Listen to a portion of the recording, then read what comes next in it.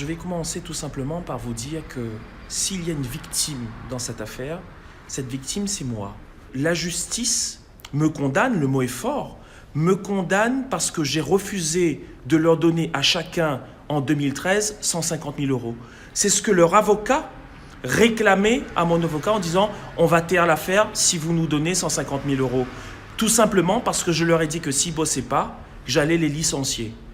Et aujourd'hui, je me retrouve, j'allais dire sali, mais ceux qui doivent se sentir beaucoup plus sales, c'est eux, parce que juste pour gagner de l'argent, la calomnie envers les autres. Il y a eu d'abord les prud'hommes, qui a balayé d'un revers de main le harcèlement moral et le harcèlement sexuel, considérant qu'il n'y avait aucun élément qui permettait de me condamner.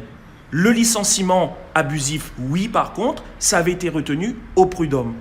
Ensuite, ne voulant pas leur donner de l'argent gratuitement, parce que je considérais être dans mon bon droit, j'ai décidé de faire appel de la décision des prud'hommes. C'est peut-être là où j'ai commis une erreur de jugement, et en appel, le juge, sans aucune preuve, je le dis, sans aucune preuve, me condamne à leur verser à lui pas loin de 70 000 euros et à elle pas loin de 50 000 euros.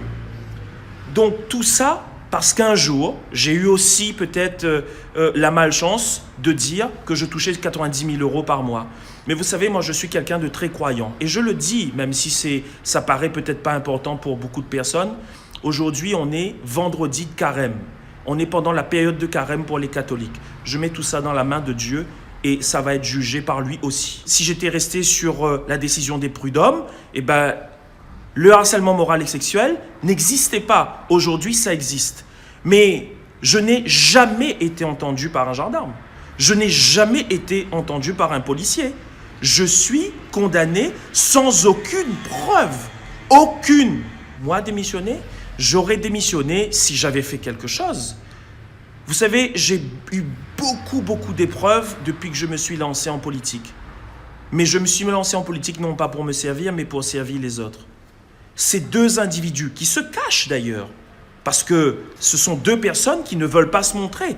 Mais il faut que les gens savent aussi c'est qui. Donc je rendrai leur identité publique, parce qu'ils ne peuvent pas accuser juste pour gagner de l'argent, considérant que Thierry Robert il a les moyens de donner, et se cacher pour ne pas se montrer, pour ne pas montrer leur visage. Je crois que véritablement, aujourd'hui, c'est beaucoup plus grave que ça ce qui m'arrive.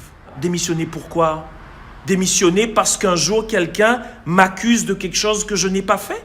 Certainement pas. Je suis déterminé à continuer mon travail comme je l'ai commencé depuis maintenant une dizaine d'années.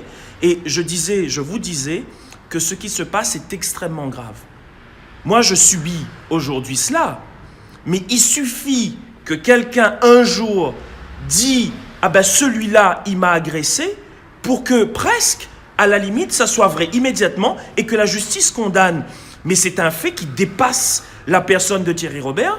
C'est quelque chose qui est beaucoup plus grave que ça. Avec mon avocat, on est en train de voir si on va on ira en cassation ou pas. Donc la décision n'est pas prise. Mais en tout état de cause, je ne serai pas celui qui ira se cacher parce qu'il a peur, parce qu'il a honte.